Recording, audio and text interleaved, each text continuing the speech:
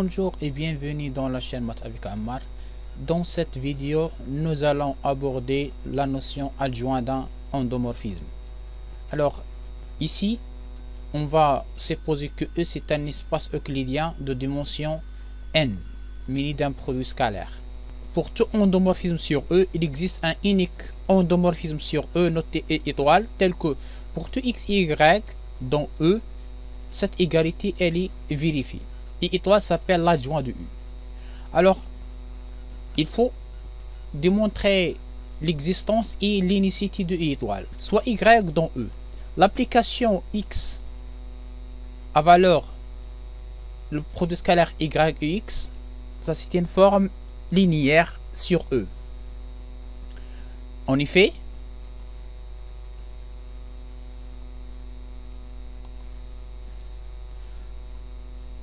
soit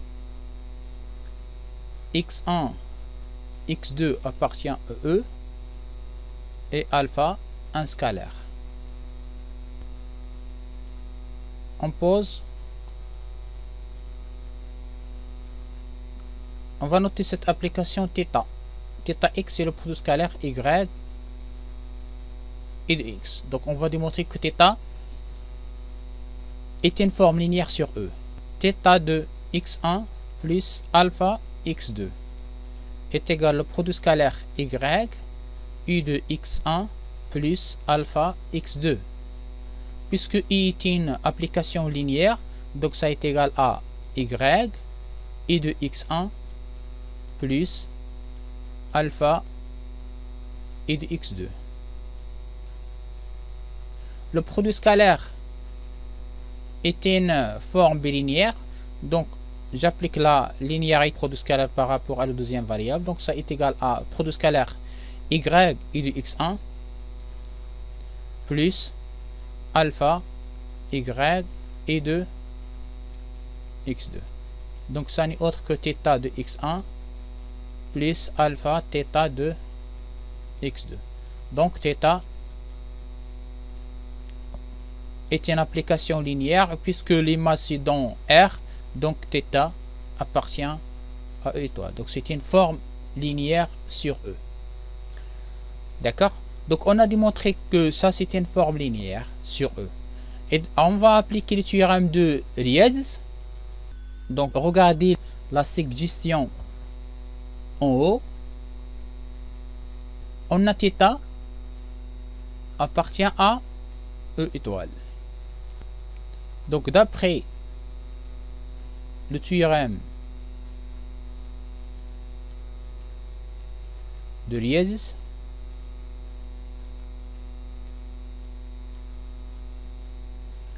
il existe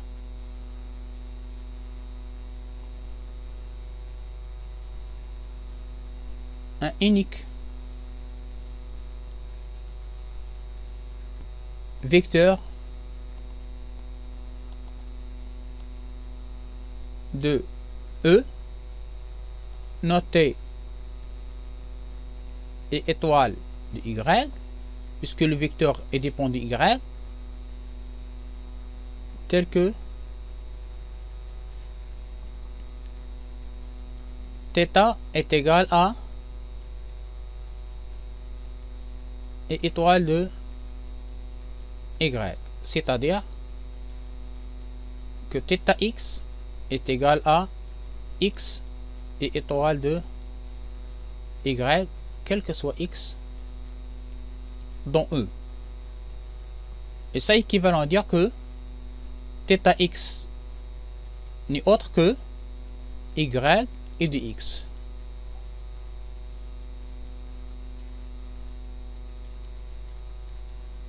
Cette égalité elle est vraie quel que soit x dans E. Donc on doit démontrer pour chaque y. Maintenant on a pour chaque y, on lui associe le vecteur I étoile y.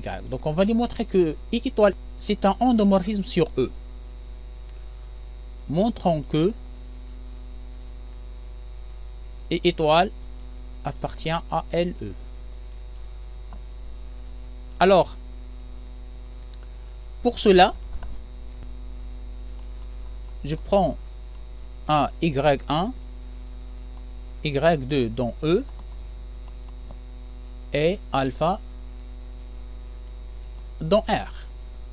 Alors pour démontrer que I étoile est un endomorphisme sur E, on a déjà I étoile Y et dans E. C'est un vecteur dans E.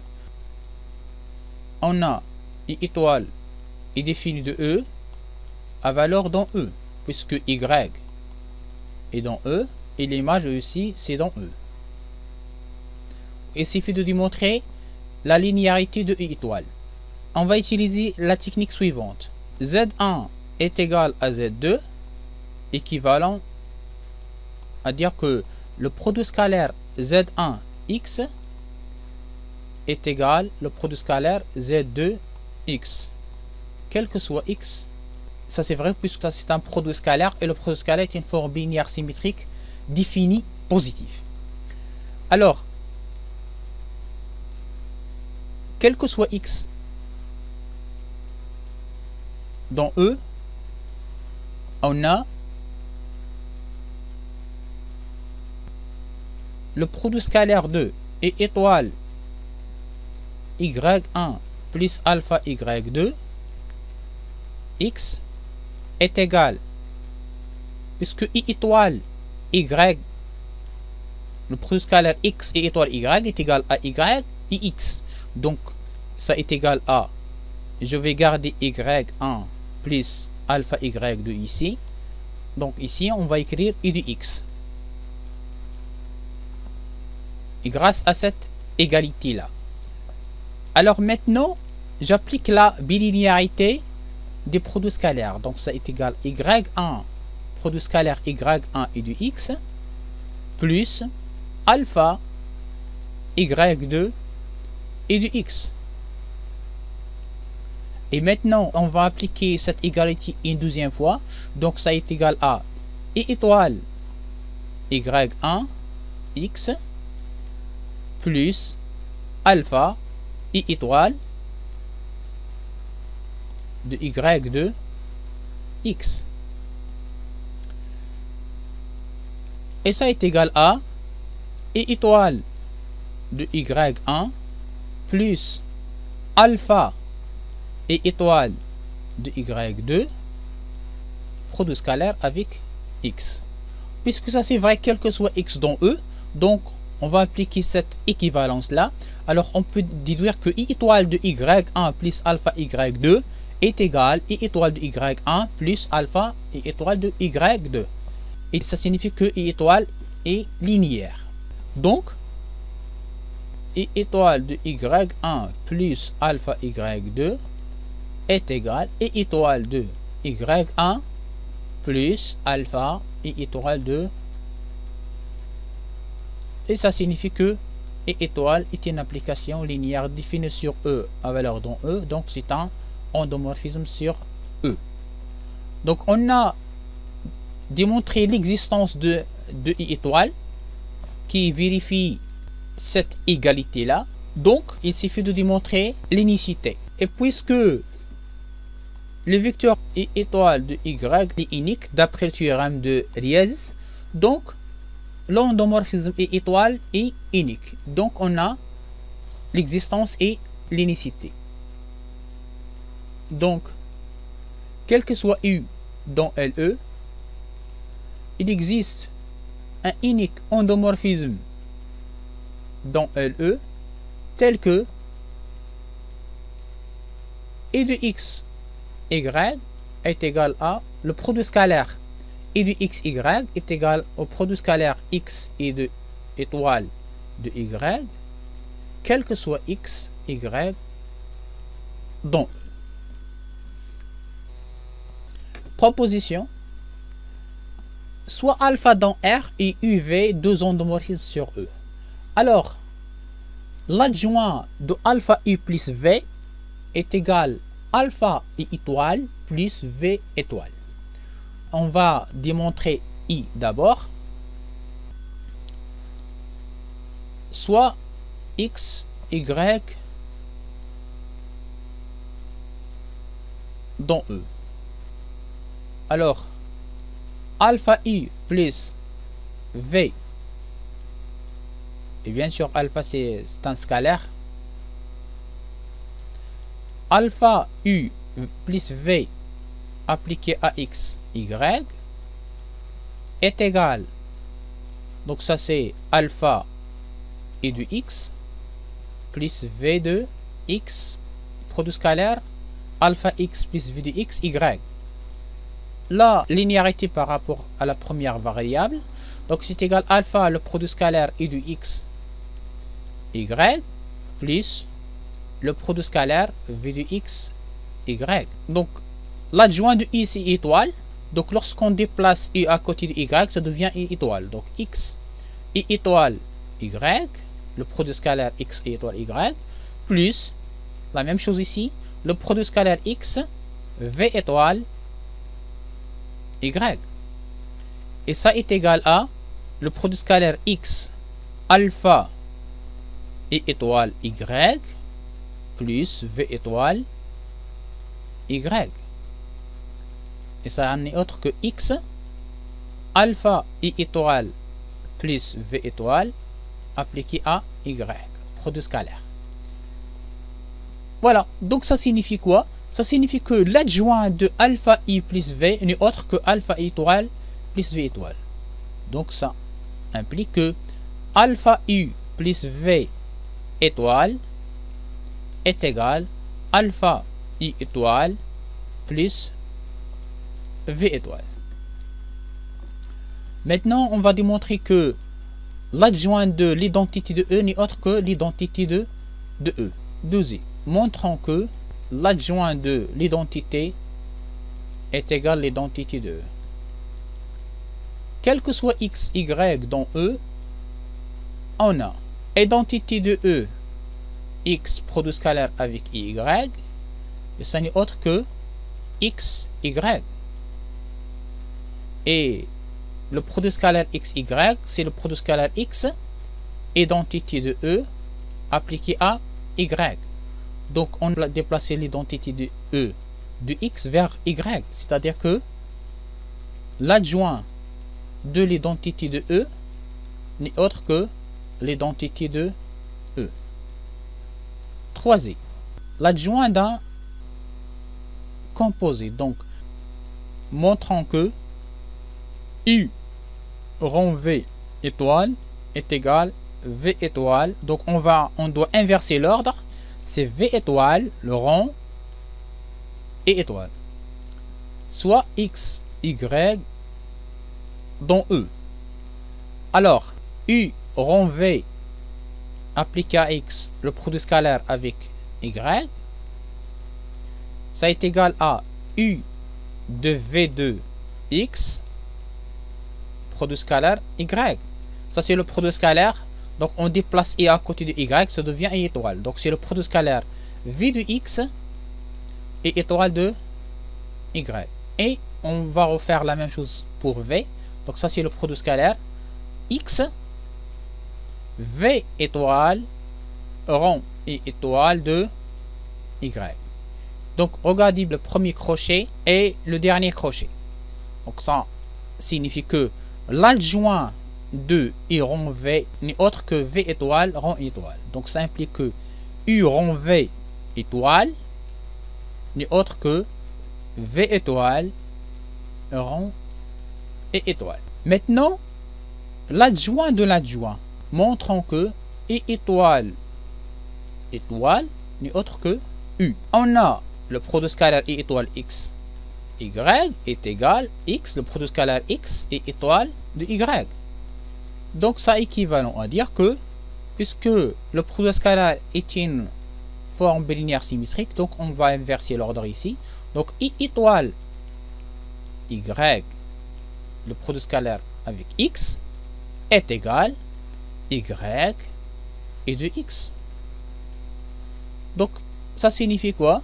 Ça signifie que, on a regardé bien, on a I étoile est un endomorphisme sur U. C'est-à-dire que, donc, I étoile ici joue le rôle de U et U joue le rôle de I étoile. Donc l'adjoint de I étoile n'est autre que U.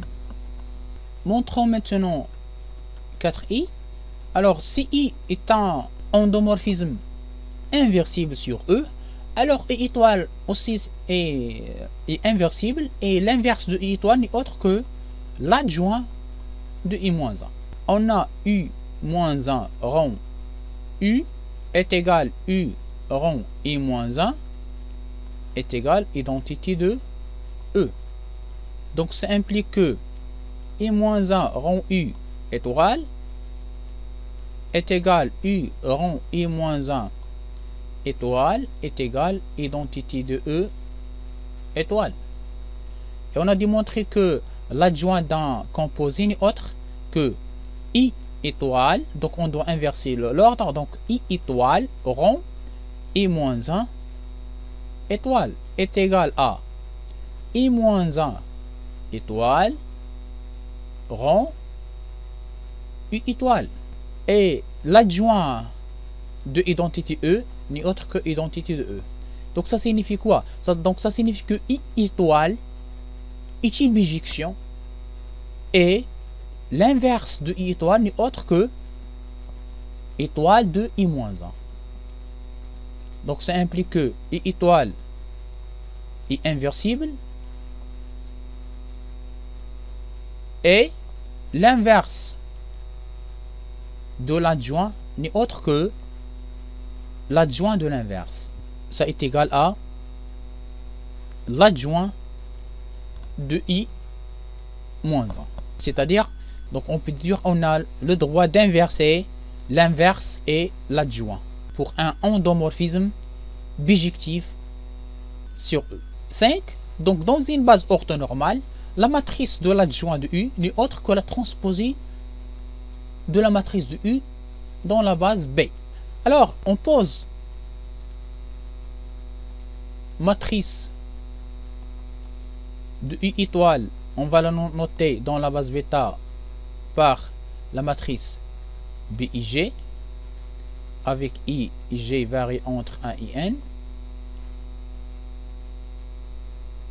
Ça c'est N, donc la base BE1 jusqu'à BEN. Et la matrice de U dans la base B, on va la noter A et G, avec I et G varie entre 1 et N. Alors, BIG, puisque la base est une base orthonormale, donc ça c'est la IM ligne et la JM colonne. Donc c'est I étoile de EG, produit scalaire avec EI. Et ça est égal, puisque I étoile c'est l'adjoint de I, donc on va déplacer I étoile à côté de EI, ça devient U. Donc d'après la définition de l'adjoint, donc c'est de UI de I de EI, produit scalaire I de EI, EG. Et ça n'est autre que, et ça est égal à EG et de UI. Et ça est égal à AJI. Donc, l'élément BIG, c'est AGI, c'est-à-dire que la matrice de I étoile dans la base B, c'est la transposée de la matrice de U dans la base B. Puisque une matrice et sa matrice transposée, ils ont le même rang et ils ont la même trace. Donc, trace de I étoile, c'est trace de U. Ici, on veut dire trace de U étoile, c'est-à-dire la trace de la matrice de U étoile dans la base B. Dernière propriété, c'est le noyau de U étoile est égal à l'orthogonale de l'image, et l'image de U étoile, c'est l'orthogonale des quarts de U. Alors, il suffit de démontrer la première égalité et on va déduire la deuxième. Par définition, le quart de U étoile, c'est l'ensemble des x qui appartient à E, tel que I étoile de x est égal à 0. Puisque le produit scalaire est une forme binaire définie, symétrique définie, donc I étoile de x est égal à 0. Donc ça signifie que le produit scalaire I étoile x y est égal à 0, quel que soit y dans E. Et par définition de l'adjoint, donc ça c'est le produit scalaire x et de y est égal à 0, quel que soit y dans E. Lorsque y décrit l'espace vectoriel E et de y décrit l'image de U. Donc ça c'est x qui est dans E, tel que x, z, puisque z s'écrit sous la forme et de y, donc z varie dans l'image, quel que soit z dans l'image de U. Et ça n'est autre que l'orthogonale de l'image de U. Donc, on a démontré que le quart de I étoile, c'est l'image de I orthogonale. Pour déduire la deuxième, il suffit de mettre à la place de U, I étoile. On a démontré que le quart de I étoile, c'est image de U orthogonale. Donc ça implique que je mets à la place de I étoile. Donc c'est I étoile est égal image de U étoile orthogonale. I étoile n'est autre que U. Donc ça c'est quart de U est égal image de l'orthogonale de l'image de I étoile. Et puisqu'on travaille dans un espace euclidien, donc l'orthogonale de l'orthogonale dans ce espace vectoriel F n'est autre que F. Donc je mets l'orthogonale une deuxième fois. Donc on aura le quart de U orthogonale est égal l'orthogonale de l'orthogonale n'est autre que image de U. Donc on a terminé la démonstration de la proposition. Proposition de 12, soit F un endomorphisme sur E, on a F appartient au NE. Au NE, c'est l'espace vectoriel des isométries sur E. Alors, F est une isométrie sur E, ça équivalent à dire que F est bijectif et l'adjoint de F n'est autre que F-. Alors, je vais démontrer l'implication directe. Si F est une isométrie sur E, on a déjà démontré que si F est une isométrie, alors F, elle est bijective. Donc, pour tout X et Y dans E carré, il suffit de démontrer maintenant que l'adjoint de F est égal à F-1. On a F de X, Y, le produit scalaire F de X, Y est égal. Donc ça c'est F de X. Ici Y, c'est F rond F-1 de Y, puisque F est bijectif. Puisque F est une isométrie, donc F, elle préserve le produit scalaire. Donc je peux enlever le F, il reste que X F-1 de Y, puisque F préserve le produit scalaire. Donc regardez le passage de ce produit scalaire vers ce produit scalaire. Donc ça signifie que l'adjoint de F n'est autre que F-1. Pour l'autre implication, on va supposer que F est bijectif et l'adjoint de F n'est autre que F-1. On va démontrer que F préserve le produit scalaire. Le produit scalaire F de X, F de Y. Donc j'applique la définition de l'adjoint. Donc on va déplacer F vers F de Y, ça devient F étoile. Donc ça c'est X, F étoile, rond F de Y. Puisqu'on a supposé que F étoile c'est F-1, donc ça c'est X, F-1 rond F de Y. F-1 rond F n'est autre que l'identité. Donc ça est égal le produit scalaire X, Y. Donc F, elle préserve le produit scalaire. Donc F est une isométrie sur E. N, c'est la dimension de E. Proposition de 13. Soit F est une isométrie sur E, nous avons alors l'orthogonale de quart de F moins identité de E est égal l'image de F moins identité. De plus, E, c'est la somme directe de quart de F moins identité et image de F moins identité de E avec le quart et l'image sont orthogonales. Pour cela, j'ai ajouté ici une somme directe avec l'orthogonale ici.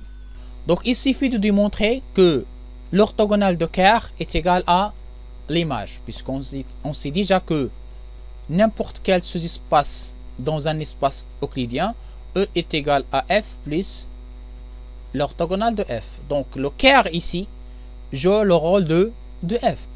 Le quart de F moins identité, je vais simplifier d'abord le quart de F moins identité de E, est égal à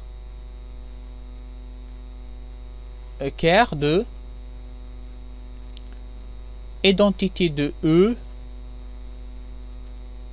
moins F. Il suffit de factoriser par un moins 1. et le moins a est différent de 0, donc le quart de f moins identité E, c'est le quart de identité E moins f. Et ça, c'est le quart de identité E, c'est f rond f moins 1, puisque f est bijectif, moins f. Donc ça, c'est le quart de f rond f moins 1 moins identité de E. Puisque f est bijectif, donc le quart d'une bijection rond un endomorphisme, c'est le quart. Donc ça, c'est le quart de f moins 1 moins identité de E, car f est bijectif. Et puisque f est une isométrie, donc f moins 1 n'est autre que f étoile. Et on sait que l'identité de E, c'est l'adjoint de l'identité. Donc ça, c'est le quart de f moins identité de E étoile. Et on a démontré que le quart de étoile, c'est l'orthogonale de l'image de U. Donc on va appliquer ça ici. Donc ça, c'est l'orthogonale de l'image de f moins identité de E, car quart de U étoile, c'est image de U orthogonale.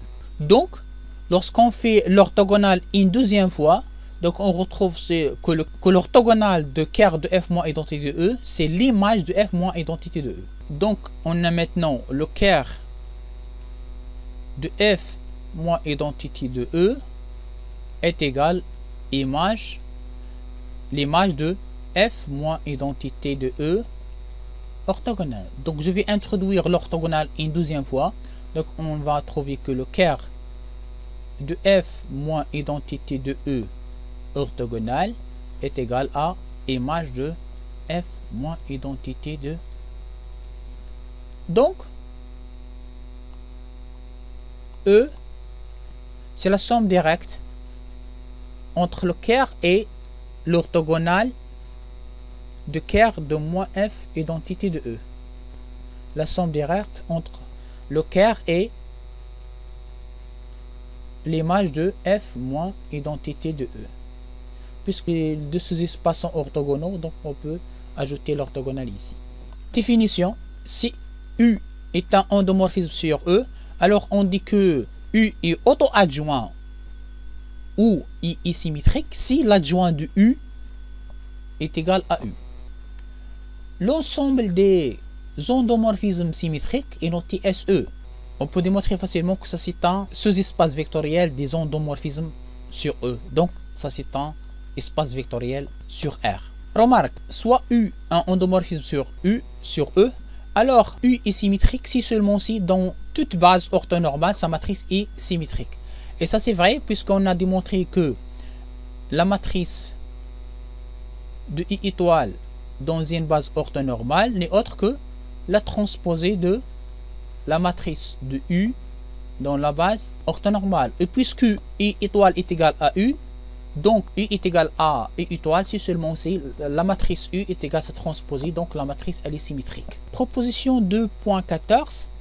Donc soit F un sous-espace vectoriel d'un espace euclidien E, alors la projection orthogonale PF, regardez la partie de la projection orthogonale, est un endomorphisme auto-adjoint. Et la symétrie orthogonale est aussi un endomorphisme auto-adjoint. Alors, soit x, y dans E, on sait que la projection sur f de x, c'est toujours dans f, et x moins la projection, c'est dans l'orthogonale de f. Donc, on a le produit scalaire pf de x, y est égal, le produit scalaire pf de x, j'ajoute et je retranche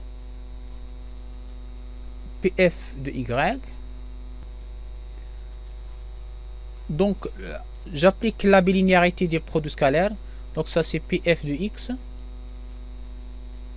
Y moins pf de y. Plus pf de x. Pf de... Ça, c'est dans f. Et ça, c'est dans l'orthogonale de f. Donc, ça vaut 0. Est égal. Donc, j'ajoute et je retranche ici x. Donc, c'est pf de x moins x plus x pf de y. La bilinéarité des produits scalaires, donc ça c'est PF de x moins x scalaire PF de y plus x scalaire PF de y. Ça c'est dans l'orthogonale de f, puisque ça c'est l'opposé, et l'orthogonale c'est toujours un espace vectoriel. Donc ça c'est dans l'orthogonale de f et ça c'est dans f. Donc le produit scalaire est égal à 0. Donc il reste que x pf de y. Donc on a déplacé pf de x vers y. Donc ça signifie que l'adjoint de pf n'est autre que pf. C'est-à-dire que pf est un endomorphisme auto-adjoint. Pour 2i, on a ESF est égal à 2PF moins identité de E. Vous pouvez revoir ça dans la partie symétrie orthogonale. Donc ça implique que l'adjoint de SF, c'est 2 fois PF moins identité de E, tout étoile. L'adjoint de 2PF moins identité, c'est 2 fois PF étoile moins identité de E étoile. On a démontré que l'adjoint de PF n'est autre que PF et l'identité de E étoile, c'est l'identité de E. Donc ça c'est égal à SF. Donc SF est symétrique.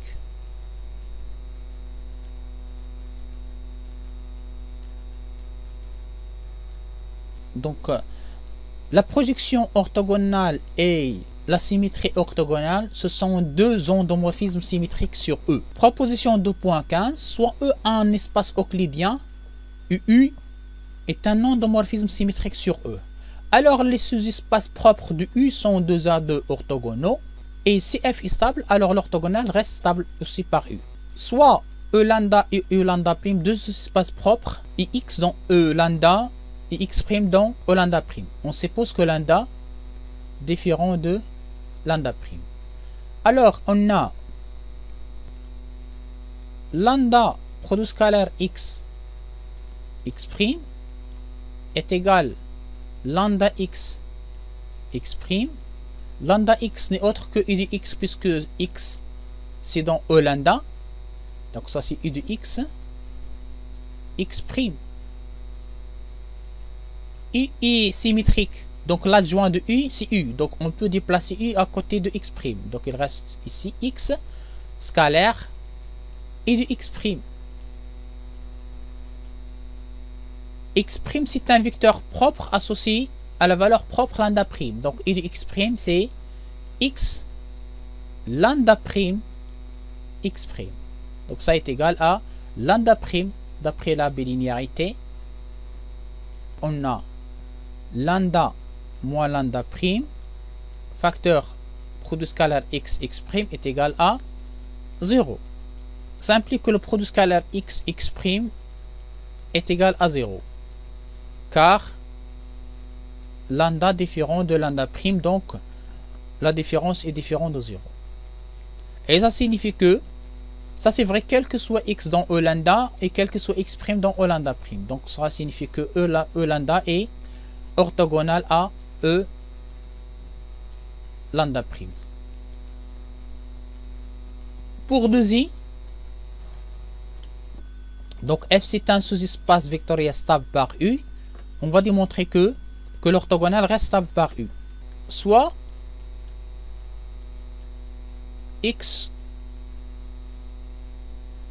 dans f orthogonal, montrant que e de x reste dans l'orthogonale de f.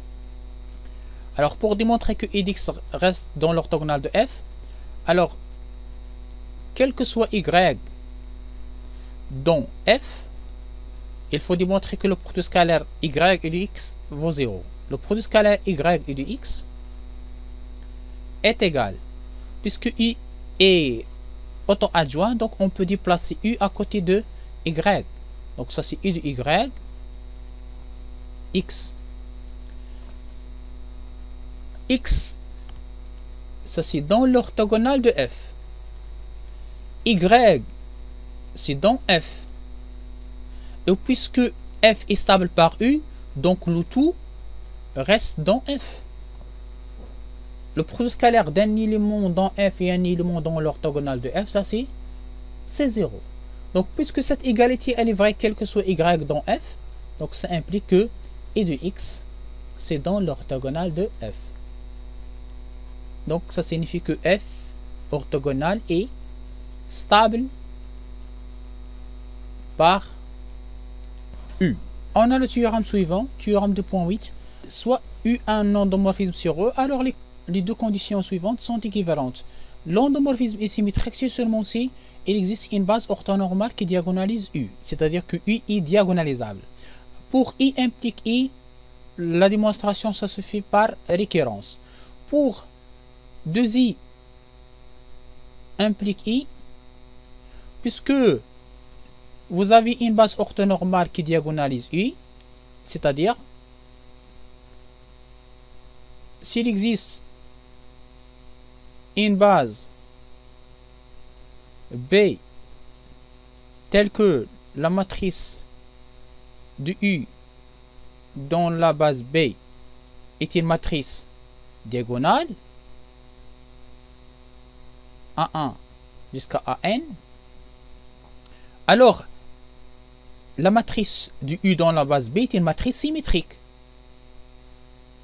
Puisque la matrice du U est une matrice symétrique dans une base orthonormale, or la matrice de I étoile dans la base B n'est autre que transposée de la matrice de I par rapport à la base B, puisque la matrice ici est une matrice diagonale, donc ça est égal à la matrice de I dans la base B. Donc ça implique que I étoile est égal à U, c'est-à-dire que I est symétrique. Donc un endomorphisme est symétrique si seulement si il existe une base orthonormale qui diagonalise U. Corollaire, toute matrice symétrique est une matrice diagonalisable. Donc si vous avez une matrice symétrique, on lui associe un endomorphisme tel que la matrice de cet endomorphisme dans une base orthonormale, ce sera la matrice symétrique, puisque la matrice est symétrique. Donc l'endomorphisme, ça sera symétrique, il est diagonalisable, donc la matrice est aussi diagonalisable. Donc c'est la fin de cette vidéo. Merci pour votre attention et à la prochaine vidéo. Au revoir.